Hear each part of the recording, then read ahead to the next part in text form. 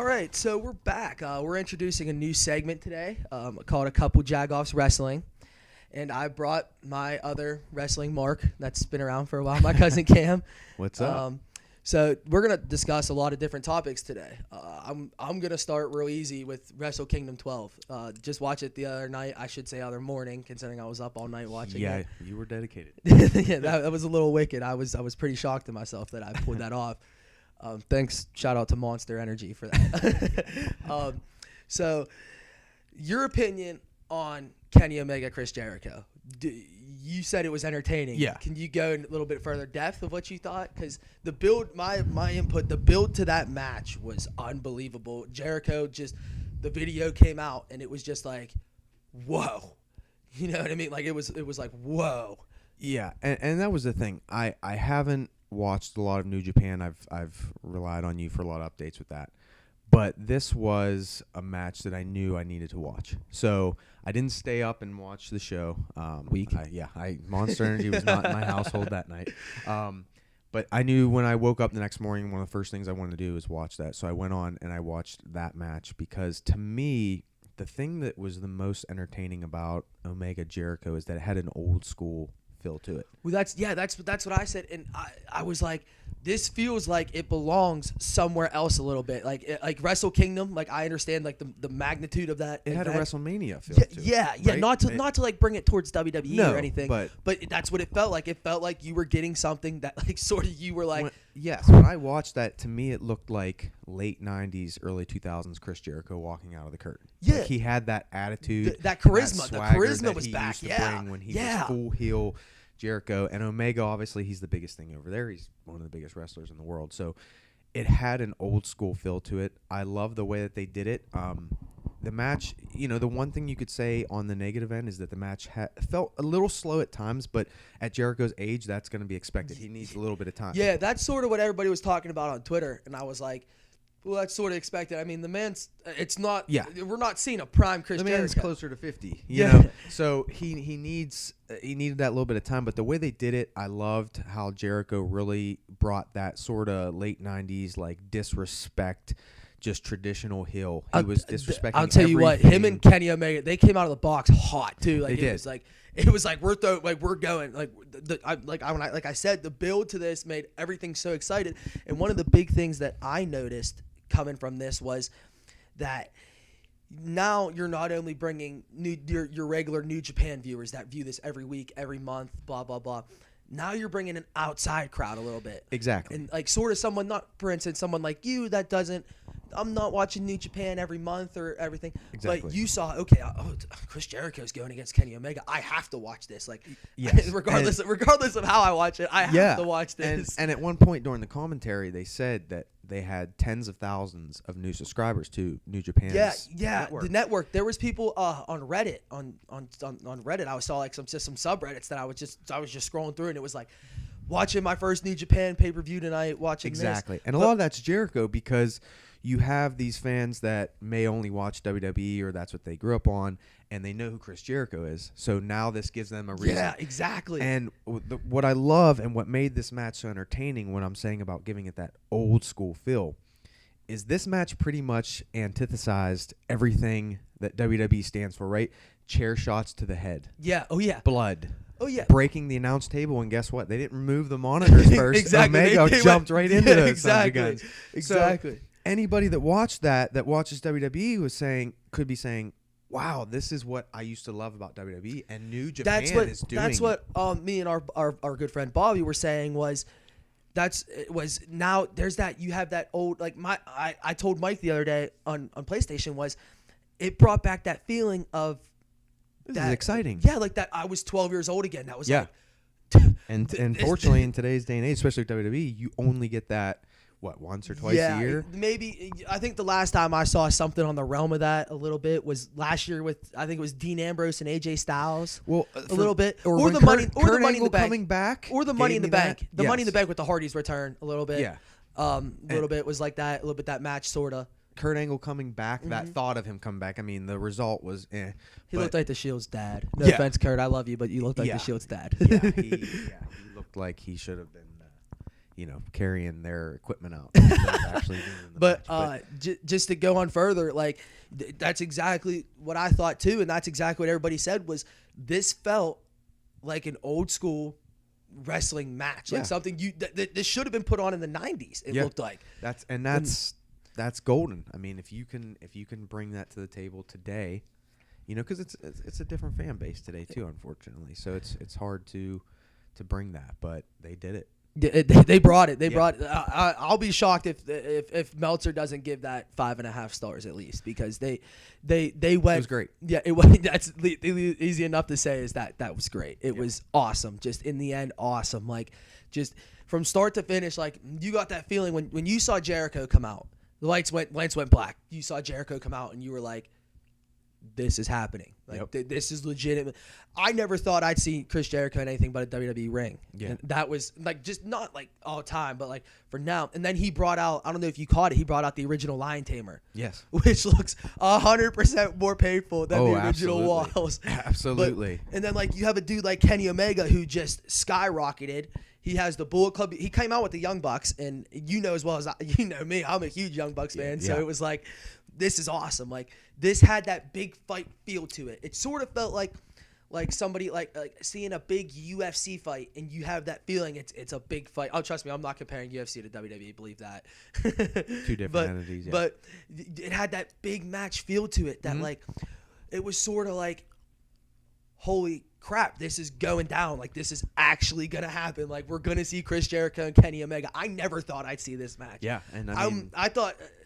Oh, I can't even. It was awesome. It was awesome. And Jericho has such a rich past with Japan. I mean, he it's wrestled where he came over from. There for years. It's where he came from, and so for that crowd, I can only imagine for those people that were in attendance that were watching him back then. Yeah, exactly. To see him come back and take on the top talent now. Yeah, that'd be magical. For them, exactly. I know you heard the theme song a little bit cut in. That brought in a little nostalgia to you, didn't it? Absolutely. Brought in a little bit. Back when SmackDown actually meant something, the fist coming through, or the big arch entrance. The big arch entrance. That's one of my favorite entrances. Yeah. It was. I figured I'd throw that on there because that'd bring you back some nostalgia. I mean, we complain about the product enough, so at least we can enjoy one thing. Anytime you can get some enjoyment today, it's good. We're gonna switch a little bit in here to more of WWE because that's literally I think what me and you know most about is WWE. Pay attention to the product the most. Been watching since 1995. Been a long time. I've been here since the longest I could probably remember. I think I watched my first pay-per-view at your house. Is one of the biggest. I remember you came up for WrestleMania 18, and I'll never forget because your mom did not know what time the show ended, so she came up like way too early. It was during the tag match with the Dudleys, the Hardys, APA, and Billy and Chuck. Yeah. And when she came, the second she walked in the door was when like Stacy Keibler was completely like butt grinding on the stage because there was a live band playing the Dudleys theme. Yeah, it was Saliva. Yeah. It was Saliva. And she's just like booty grinding on stage, and your mom walks in and is like, "What the heck is this?" And I was like, of course she comes in at that one part, and that's what every parent thinks WWE is. Yeah, but it was I laughed because like she still was completely cool and was like, this is what you like, go for it. Yep. Like watch it. Like, Mom, you gotta come back later. This is only like halfway. So going forward, the big name in my opinion in WWE, and I'm not talking about Roman Reigns. Yes, I just shot on Roman Reigns. Can we not? Is Asuka. Going forward, the big hype now they just released is the Women's Royal Rumble. Yeah, that's exciting. It is. It's really cool. It's crazy to see how far this has come from just like what certain divas used to be. Besides like Trish Stratus and Alita. Yeah. Asuka's undefeated is the big deal. So my question to you is, what do you do with her in the Women's Royal Rumble? Do you put her in? Does she win it, or what do you think? I just want to get some of your thoughts. Okay, well, has it been confirmed that she's in the Rumble? That's my big thing too. Okay, is I don't know if she's confirmed, but say they put her in. Say they confirm her in. Because if she's in the Rumble, no doubt she should win. In my opinion, she should win. Who does it come down to? Depends on who's in it. If it's true that Ronda Rousey is going to be in this, I know that's the big rumor, then you can have it come down to them too. You could possibly even do a tie where they both eliminate each other. But then you could also go that route. And the reason why I asked if she's in it is because I know that they're starting to kind of build her and Alexa Bliss towards each other here. See, I thought my big thing was with her in the Rumble. I said to Mike the other day, we went to Wild Wings for wing night. Shout out to Buffalo Wild Wings. I said, well, how about if you would, Asuka wins, okay, she eliminates Rousey.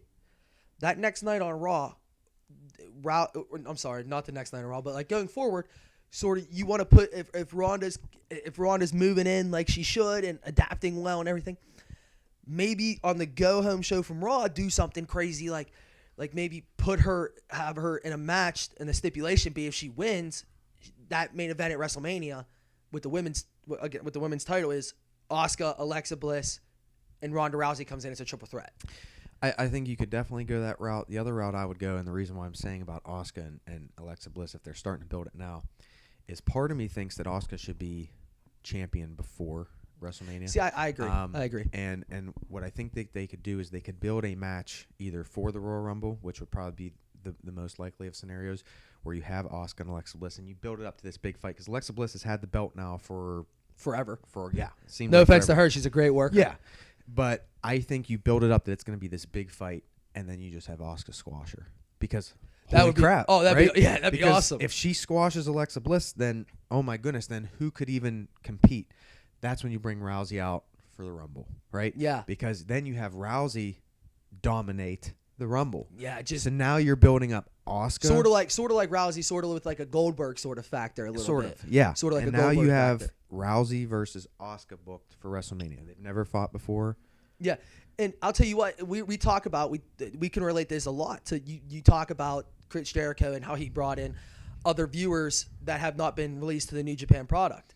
So now you talk about people a little bit who've watched Ronda Rousey in the UFC, and you see, oh, holy crap, she's going to wrestle at WrestleMania. Yep. I mean, granted, UFC and WWE is two different categories and two different things, but still you're going to bring in other people, like just not the casual viewer, but just other people are like, oh, I'm going to watch WrestleMania just to see Ronda Rousey versus Asuka, who's undefeated. Yeah, who's And undefeated. Ronda Rousey undefeated in WWE. You exactly. Give her a few matches. That's what between Mike said. That Mike said, I sort of think you go out and let Ronda go undefeated up until Mania maybe, and just let her not take a loss. I'm not gonna say that the Royal Rumble she gets thrown out in the Royal Rumble was a loss, so don't take it that way. No, and the thing is, to me, when you have an entity like Asuka, who for the first time in a long time is a diva, I feel like you can really build on, because when have you ever had that, besides maybe China for a little while, who didn't lose when she first came in, to build an undefeated streak with a woman that's already going 2 years now through NXT,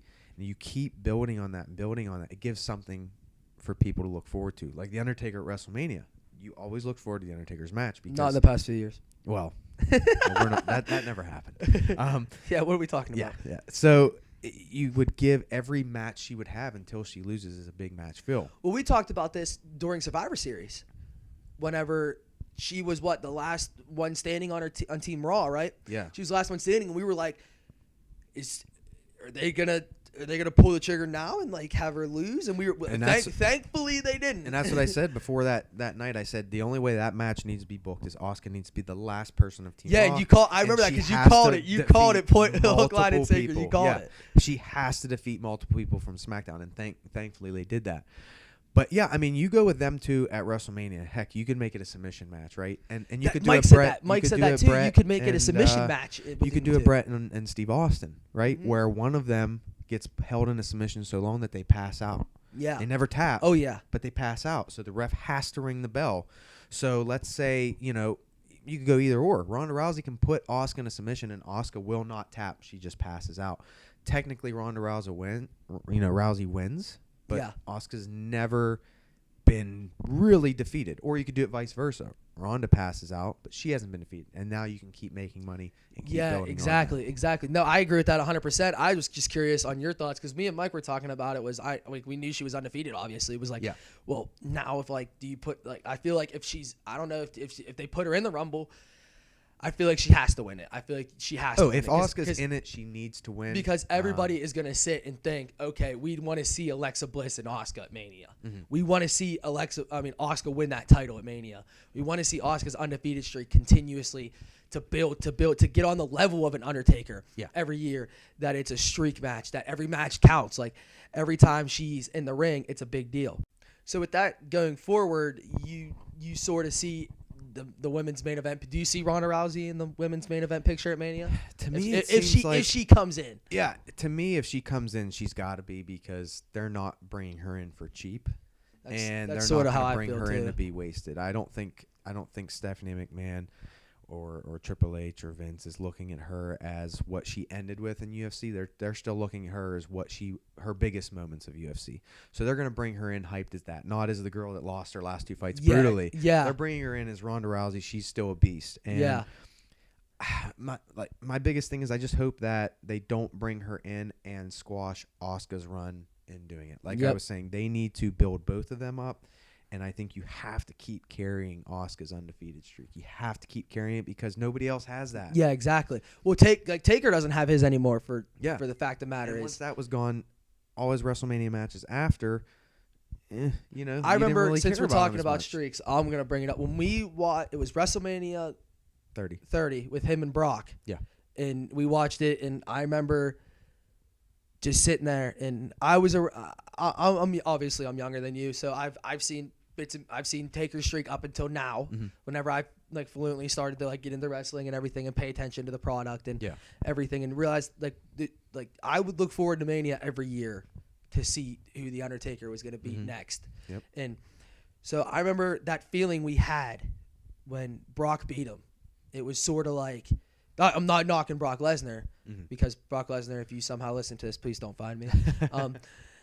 But we were sitting there, and that sort of feeling that came over was like, wow, like this is like we weren't even we couldn't even get excited that Daniel Bryan was in the main event. And the thing was, the reason why is because if you asked me that night on a scale of 1 to 100, what percentage does Brock Lesnar have to win this match? I would say 0, because nobody thought. You know, it's good and bad. You can look at it as good and bad. Here's the thing. I love Brock Lesnar. Brock Lesnar is pretty much my favorite superstar to watch today because he brings realism to his matches. You know, when he's going to wrestle, you don't know what's going to happen. Yeah. He may beat the heck out of that guy. At least that's what the feeling he gives you. Yeah. Because he doesn't care. I'm convinced that Brock Lesnar could beat up a mountain if he wanted to. He could. That's how tunnels are created. Brock Lesnar runs through mountains. But I also am a big fan of his manager, Paul Heyman. Well, yeah, exactly. And to put him with Heyman is just great because I say it all the time. I listen, just from playing sports in the past, I listen to a lot of motivational speeches. And so when I see Paul Heyman talk, I'm a firm believer that Paul Heyman could make me run through a brick wall if he could. And so with that, you're not only you're going to get Brock Lesnar, who is, like you said, who can create a tunnel if he wanted to. But you're going to get somebody who takes care, not so much takes care of him, but builds him the right way. Paul Heyman has that voice that's the voice of the voiceless. Yeah. And at that time when Brock Lesnar came back, he didn't have that feel to him at the time when he faced Undertaker at WrestleMania 30, because they really started to make him the undefeated beast after that. Yeah. Oh yeah. So at that time, if you look at what the Undertaker was coming off of, right? WrestleMania 25 and 26, arguably 2 of the best matches. Oh my gosh, against Shawn absolutely. Michaels. Well, that was the couple years that I sort of faded away from WWE, and I was a lot into New Japan and Ring of Honor. And I remember you telling me, I think it was right after the first Shawn and Undertaker. I think I saw you at Lunsky's or something, and you were like, you got to watch. You were like, you have to watch this. He's like, you're like, I know you're away from the product a little bit, like the WWE product, but you need to go watch this match because it's 2 old time style wrestlers that just put on a clinic. Emotional for me because with HBK being my favorite of all time, seeing him retire, but I couldn't ask for him to go out in a better way. Yeah. Then you look at the next 2 WrestleManias. He fights Triple H. Classic matches. Oh, unbelievable. CM Punk at 29.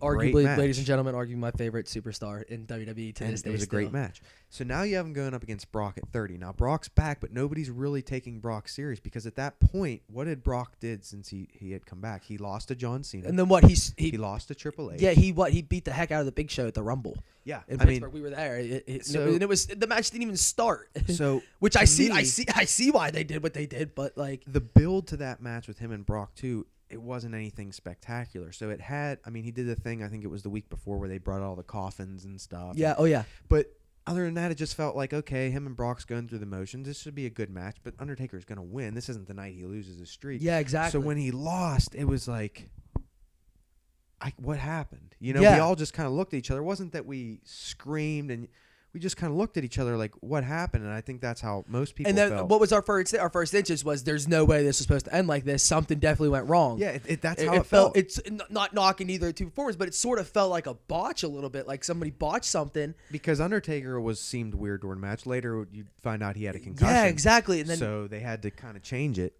But yeah, and that's the thing. Now look at after that. Look at his matches after that. There wasn't the same feel when he lost. Yeah, exactly. It did a lot for Brock. Exactly. But for Undertaker, it kind of brought it down. So if Asuka loses at this year's WrestleMania, or if she gets thrown out of the Royal Rumble, I know a lot of people are going to say, well, she's not defeated, but if she's in the Rumble, she needs to win it. Yeah, if plain she's and going simple. for the Point title, blank and simple. she needs to hold Yeah, it. exactly. So that's how it is. So with going forward, we talked about the mainstream product that they put out. Mm-hmm. And so we both know it's PG. Mm-hmm. It irritates us all the time, ladies and gentlemen, Yeah. if you listen to this. Mm-hmm. So you've seen some superstars, and I'm throwing all brands in: Ring of Honor, New Japan, WWE. If you're looking at those three, in your opinion, who is the best superstar out of those three? Who's your top three? It's tough to say. Who's your top three? Because my top three, I feel like is Kenny Omega is my one, if AJ Styles is my two, and I've only seen a few of his matches, but give or take, I love Okada. just from past instances. Not trying to be like, oh well, WWE doesn't have a superstar, but let's face it, WWE doesn't have a Kenny Omega. They do sort of with AJ Styles. Yeah. I think you could put AJ Styles on his pedestal, but you don't have somebody that is the caliber of just the stuff that AJ Styles comes out and puts on a clinic every single match. It could be on SmackDown, it could be on WrestleMania. I mean, he made Shane McMahon look like he knew what he was doing sort of as a wrestler at WrestleMania. I'm not knocking Shane McMahon because the dude's nuts and he could probably jump off the ceiling. I could walk outside and he'd jump off the ceiling at me. Yeah. But he just I feel like I hope this doesn't happen in a way, but if you could somehow get Kenny Omega and AJ Styles one-on-one, the story you could tell with that match would be phenomenal. But I'm getting away from my point, but who are your best superstars in the world today? And that's the thing. If I watched more New Japan, I'm sure my list may be exactly the same as yours. But being is that I don't really watch it, I see highlights of these guys and I know how good they are. I'm going to go based off of more of what I see. And I think for me, easily number one is AJ Styles. I agree. And the reason being is my favorite of all time is Shawn Michaels. Anybody who knows me knows that I grew up idolizing Shawn Michaels. He used to throw super kicks in his living room. I used to, yes. Broke a lot of stuff throwing super kicks. But to me, AJ Styles, and this is just coming from my fan opinion as to HBK, he is the closest to HBK that I've seen as far as his style, how he can tell a story, and it doesn't matter who he faces. He's going to make him look like $1 million. And that's what Shawn Michaels was famous for. I agree. They used to put Shawn in there in the 90s with the worst wrestlers, the worst big men. I mean, he'd have to go night after night against Yokozuna. Kevin Nash is not horrific, but he also wasn't the best. So But no matter who they put Shawn in with, you knew you were getting an A-plus match, especially on pay-per-view. And that's his thing with AJ. I mean, you look at the people he has to work. I mean, the feud he's just coming out of now with Jinder. I mean, he's actually making Jinder have decent matches, and that's hard to do.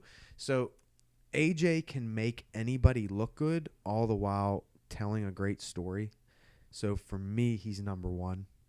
So do you feel, and with the two brands, Raw and SmackDown, with that being said, do you feel that AJ Styles is the face of the WWE? To me, he is. To Vince McMahon, if you asked him that, he would say no.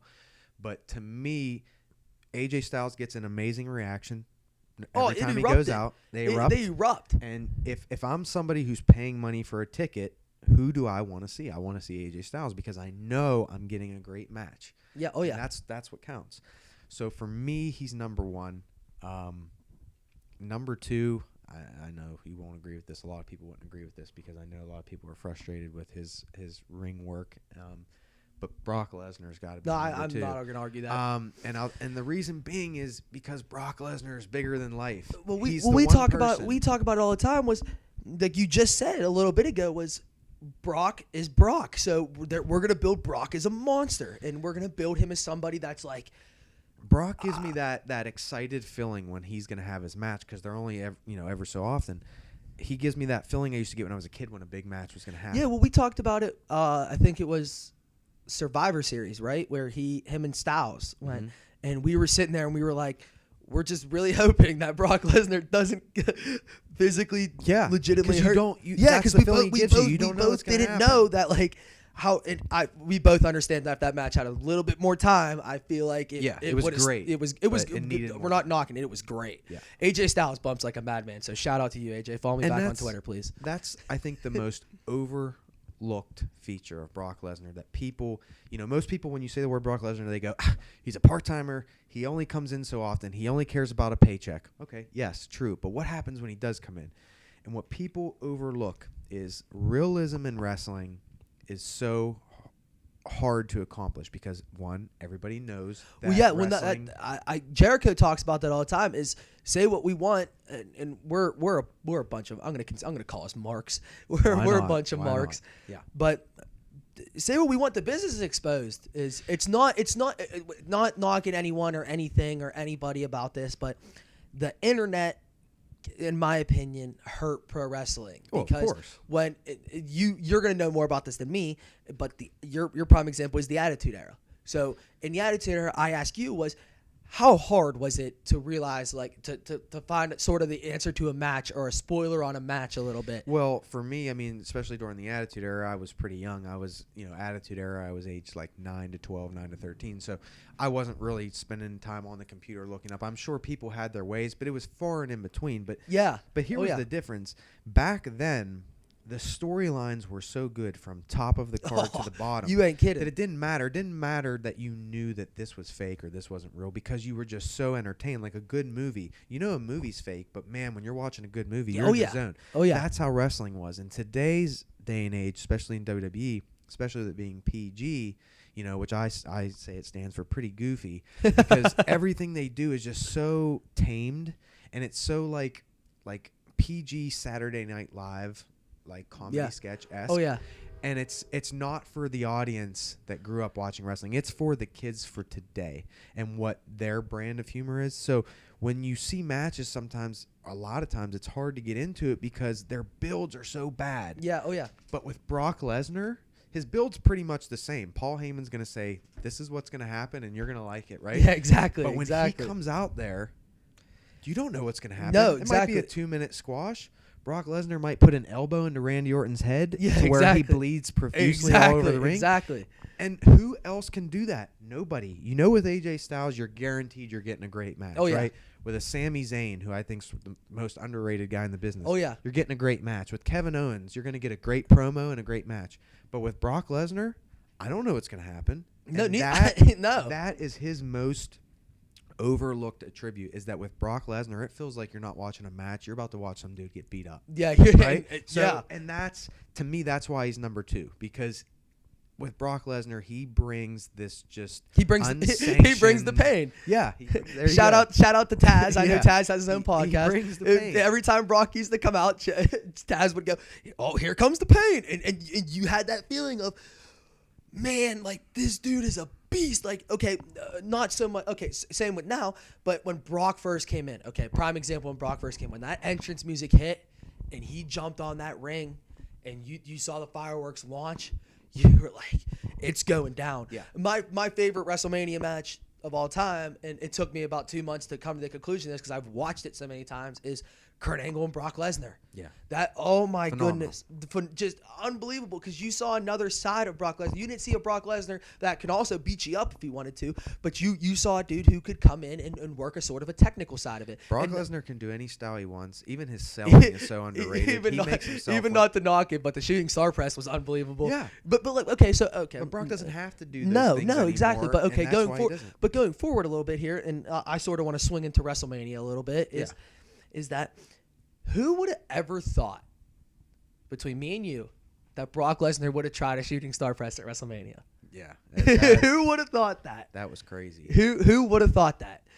One of my most underrated matches, I know a lot of people don't talk about it, is Kurt Angle and Brock Lesnar that they on the SmackDown match, and just how they went at that whole match with everything, and just I think it was an Iron Man submission match or something like that. It was, but arguably to me is the best free match they released on TV. Yeah, that was a great match. Yeah, I remember watching that when it was on, and just being obsessed. Back then, that storyline on SmackDown with Kurt Angle running Team Angle with Haas and Benjamin. And can you picture if they brought Team Angle back with Shelton Benjamin and, for instance, like a Chad Gable? Yeah, they need to do something with those guys because them just having them come out every week and not having really any gimmick. Jason Jordan threw food in a man. Yeah. But yeah, and I'm not knocking Jason Jordan because we say it all the time. If he wasn't sort of stuck with this storyline, for instance, like the Angle Son storyline, his in-ring work is not horrible. Like, it's not horrible at all. Not at all. He's good. And he just gets knocked all the time because this storyline is sort of like back to the PG stuff. Terrible sketches. And we're not, believe me, ladies and gentlemen, we're not trying to knock on the PG stuff. I am. No, I am. It's single-handedly one of the biggest problems that they have. And I'm not one of these guys that sit here and says, well, it has to be rated mature and you got to have women with their shirts off. No, I'm just saying the content. The PG makes the storyline so soft that I just can't stand when they're staring at each other in the ring and just, I'm going to beat you up. And also, too, before we pick back up, because just in case anybody's wondering, I said the top two wrestlers with AJ and Brock. I'll put Kenny at 3 because even though I haven't watched him a lot, I know how good he is just from based highlights, on word of mouth. just from word of mouth, from what I've seen, from matches I have seen him and everything that I know he's done over in Japan, and obviously PWI always has him up at the top every year, so I'd be pretty misguided if I didn't put him at number 3. So I'm sort of it's getting close to WrestleMania season for me because the Rumble's coming up in the road to WrestleMania, yeah. but it's getting there. Yeah. So with that being said, I know I asked you this question 100 times. I think I know the answer to this. If you could pick one match from a WrestleMania, what is your favorite? I think I know the answer to this, and I know it has to do with Shawn Michaels. You're asking what my favorite match of all time is? Oh, well, that's easy for me because of the meaning that it has. So I started watching wrestling in 1995. Real quick, what happened was I didn't know anything about professional wrestling. I was, 7 years old, and my dad's friend had tickets to wrestling and couldn't go, so he gave them to my dad. So my dad comes up to me one day. I remember I walked downstairs in the kitchen. He's like, "Hey, got tickets to go see wrestling in Pittsburgh." He's like, "I know you don't know anything about it, buddy, but you want to go?" And yeah, well, that show ended up being SummerSlam 1995, old Civic Arena back then. Well, the second I sat down in my seat, I was in love. I didn't know what I was in love with, but I knew that this was awesome. I saw the lights. I saw the little SummerSlam curtain entrance. Yeah, the old school SummerSlam curtain. And the crowd's cheering, and I just knew I loved it. And that night, they had the rematch between Shawn Michaels and Razor Ramon, the ladder match rematch from WrestleMania 10. Yeah. And when Shawn Michaels came out, the crowd's going wild. He had just started to become a face at that point. And I was like, who is this guy? He's awesome, right? I mean, he was in there doing flips and jumping around, and nobody else had did that night, and just it captivated me. So he became a superhero to me that night, and I started watching after that point. I was obsessed. I made my parents take me to get videotapes. There was an old video store in Cal called Shirley's Video back then. They took me every week to buy VHS tapes. Yes, I said VHS tapes. And I became We're spoiled obsessed. Nowadays. Yes, I became obsessed with the product. So Shawn Michaels was a superhero to me. My first WrestleMania ever watching live, obviously, going from 1995 into 96 was WrestleMania 12. That was the Iron Man match between him and Bret. At that time, when I first started watching pay-per-views, my aunt and uncle had one of those old-school illegal pay-per-view boxes. You know what I'm talking about? Where, like, back then, people used to get pay-per-views for free. They were those scramble boxes.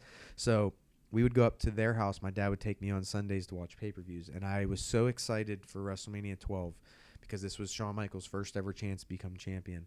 And I mean, I remember when that match started, I sat Indian style right in front of my aunt's TV. I mean, literally, I blocked the TV. I sat Indian style for an hour, over an hour because the match went into overtime, and didn't move. I mean, I literally didn't move. I was glued. My adrenaline was just pumping. I was just wanted Sean, and then obviously it looked like he wasn't going to win because of the whole sharpshooter, and I was just broken and distraught. I wanted to cry, and then when they restarted it and he came back and won. That match to me, I mean, if you go anyone that wants to become a pro wrestler, see, I remember I say watch that. Me and you talk pretty frequently about wrestling. Mm-hmm. I asked you that multiple times, and from that day on, I've never went back and physically sat down and watched that whole match, and I did. Yeah. And now I see what you mean when you talk about that is just the magnitude of that match. You have 2 all-time greats in that match. Bret Hart, whatever, blah blah blah, left the company. We all know this Montreal screw job. We're not getting. But into he's this. still one of the best. We're not getting into this. No. But that's another topic. Yeah. Another time. But I went back and watched that, and I was like, holy heck, this is why he sits here and says this is his favorite match. For me personally, the first, I think, but besides Kurt and Brock, mm-hmm. I think I sort of have to sway. I mean, I know I wasn't like, I didn't watch it live or anything, but going back and watching WrestleMania from so-and-so, I'm mind baffled with the idea of the ladder match between the Hardys, the Dudleys, and Ed and Christian. Mm-hmm. The one at WrestleMania X7, yes, X7, it's not 17. Just DLC, yeah. Yeah, just sat on me the first, like when I first watched it, I think you gave me a VHS at WrestleMania 17, to be truthfully honest. Either that or it might have been on that Hardy Boys DVD. Yeah, I think that's what it was too. Yeah. And the first time I watched that, I was maybe 10 years old, and I was like, this is the coolest thing I've ever watched. And from there on out, I say to this day, that is arguably my favorite match. That's a great match. That's the best pay-per-view WWE's ever put on. I don't care. I don't care what anybody says. So in the comments, you can hate me all you want, but that's the best pay-per-view they put on. It is a great pay-per-view. Absolutely. But going forward, so we're talking about WrestleMania. We're talking about events building up to WrestleMania. Mm-hmm. In your opinion, this year, going into Mania, is who? If you say you're a bookie, mm-hmm. you're a bookie for WWE. Going into Mania, who's the 2 matches you book from each brand? Who's your SmackDown main event? Who's your Raw main event? Because I'm very curious to hear this. I know what I want from SmackDown, and I'm sure you're sort of thinking the same realm. I sort of think we're thinking the same thing. Yeah, for sure. Yeah, undoubtedly, there is no reason going for the SmackDown side that Shinsuke Nakamura should not win the Royal Rumble this year, in my opinion. That's my pick, ladies and gentlemen. It has to be. You come to certain points in wrestling where you know that there's a feud that's looming in the distance that people want to see, people from all over the world want to see. We saw it, and it's inevitable. Yeah, right? we saw it. What was it? Money in the Bank. We were watching it. It was right when you were moving houses. Yeah. We watched it. Mm-hmm. AJ and Shinsuke stare down, and the crowd went insane. We went nuts. They cheered, "This is awesome," and they didn't do anything. Yeah, they just stared down, and you saw. If I'm in the back and I'm in the gorilla position and I'm like I have the headset on, I'm watching this match. I hear that crowd, and it's like that's it. It's one of those feuds that's inevitable, and if it doesn't main event WrestleMania this year, it's a fail. Mm-hmm. If that match doesn't take place at WrestleMania, if it doesn't go on last, and knowing Vince McMahon, it probably wouldn't go on last. It should. That's one of those matches that has to happen, and if they don't do it, then that is strictly WWE going against what they know the fans want to see. Because anybody, even Vince McMahon, who I think in a lot of ways just lives in his own world, little bubble. Yeah, he has to know it. So, Shinsuke, he doesn't necessarily have to win the Royal Rumble to make it happen. A Raw superstar can win the Rumble, and Shinsuke become #1 contender in the months in between. Yeah, oh yeah. But I do think it would make it that much more important if Shinsuke we talked about this Rumble. Multiple times, having them in the main event and just. For instance, having them in... Give them 45 minutes. Yeah, exactly. Give them 45 minutes and let them go. I've seen all the matches between those two in New Japan. And they're awesome. Oh, I've watched them myself, yeah. Yeah, they're just phenomenal. Just the psychology of the match, just what has happened in that match, formerly AJ Styles. It's a new form of Shawn and Brett in a way. No, you exactly. Know what I mean? You're right. No, exactly. And I agree. It'd be one of those things where you could really go into that match and have no idea who's going to win. Yeah, exactly. Where you're gonna see arguably one of the greatest superstars you're gonna see 2 greatest superstars in the world today. I'm not even gonna not put Shinsuke Nakamura up Shinsuke, there. you don't really get to see, unfortunately, since he's come to SmackDown, what he can do. They've kind of held him back. That's what they're known for doing. But if they let him loose, oh my goodness! I mean, that place AJ is wins, just is Great. gonna just erupt. If Shinsuke wins, Yeah, great. exactly. Who know? cares? No, you're 100% right, and I firmly agree with that. That's what I want. That's what I think everybody wants to see from the SmackDown side. We've been waiting for that since we said it when Shinsuke came to WWE, when he debuted to SmackDown. It was like it was imminent that it was like you need to put the title on Styles and just all year build to this match, because this is what everybody wants to see. And when you see it, it's okay. You saw these guys at Wrestle Kingdom, which is Japan's version of WrestleMania, and so you see that on that scale, and then you see it at WrestleMania, and it's like we're seeing this match at 2 big time shows. We saw it at Wrestle Kingdom. Yeah. We need to see it at WrestleMania. Yeah, I mean, you're having two guys main event on one side of the world, period, and main event on the other side of the world. Exactly. You know? Yeah, exactly. And just have them, just let them go. Just let them. Don't cut them on time. Put them on last and let them go. Let them go. You know as well as I do from watching pay-per-views in the past. If they run over on time, that you're still going to be in tune, especially if it's AJ Shinsuke. Exactly. I mean, they can't keep doing this with Roman Reigns. It's taken it to a point where I'm not nearly as excited about WrestleManias over the last handful of years, because I know Roman Reigns is in the main event, and I have to have that anxiety of there's a very good chance he's going to win. There's a very good chance he's going to end the show holding the belt, the fireworks, and it ruins everything. Like last year's WrestleMania, what was that? Last year him and Taker was a disaster. Yeah, and it was sort of like that feeling that we sort of had was like as soon as they showed the graphics that it was going on last, when they said this is the main event, we all sat there and we were like, you have multiple other matches that you could have put on last. Not saying like, you know what I mean, but not like, I'm just like, for my instances, yes, we all knew Brock was beating Goldberg. Mm-hmm. So you could have put Roman and Taker on before Brock and Goldberg, for instance. That way, that crowd, okay, yeah, Taker, Roman, I know Taker lost to Roman, man, this sucks. But you have Brock and Goldberg, who that crowd is gonna come back for. That crowd's gonna be there for, and you know what I mean, just a little bit, because you saw Goldberg squash Brock twice, and it was not Brock, Kevin Owens was one of them. I'm sorry, but it was like you saw that. It was like, you know what, this has the potential to be something great. Yeah. So, leaving the SmackDown side on Raw, give or take who you just mentioned. Yeah. And if you're looking at the Mania main event, what do you think? Let's get the bad stuff out of the way. Unfortunately, from everything that we've read and watched, we all know where this is heading. It's gonna more than likely be Roman Reigns, and I don't think this is a spoiler for anybody, because anybody that focuses on WWE knows where this is going. It's probably going to be Roman Reigns being the one to defeat Brock Lesnar. They've set it up all year now. They made it that everyone that faces Brock Lesnar can't kick out of the F5. That's Brock's story this year, that no matter what, whoever he delivers the F5 to, they don't kick out. Braun Strowman didn't kick out of it. AJ Styles didn't kick out of it. Everybody that's getting hit with the F5 now there's no kickouts. They're going to end up making it that he's going to hit the F5 on Roman, and Roman's going to be the guy to kick out. It's making me sick to even talk about it. Right? So, I'm sorry I brought it up. Let's take out Vince McMahon's horrific booking, and if I'm in charge, one of two ways. One way that's not going to be popular with a lot of people, but unfortunately to me at this point it would have to be done, is this year has not been a good year for Raw building up new stars. Everybody that had a chance to become a new star was shot down. Roman was put in that place.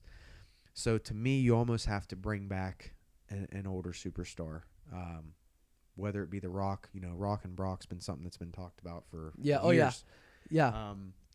You get to a point where Paul Heyman says that nobody on the WWE roster can beat Brock Lesnar.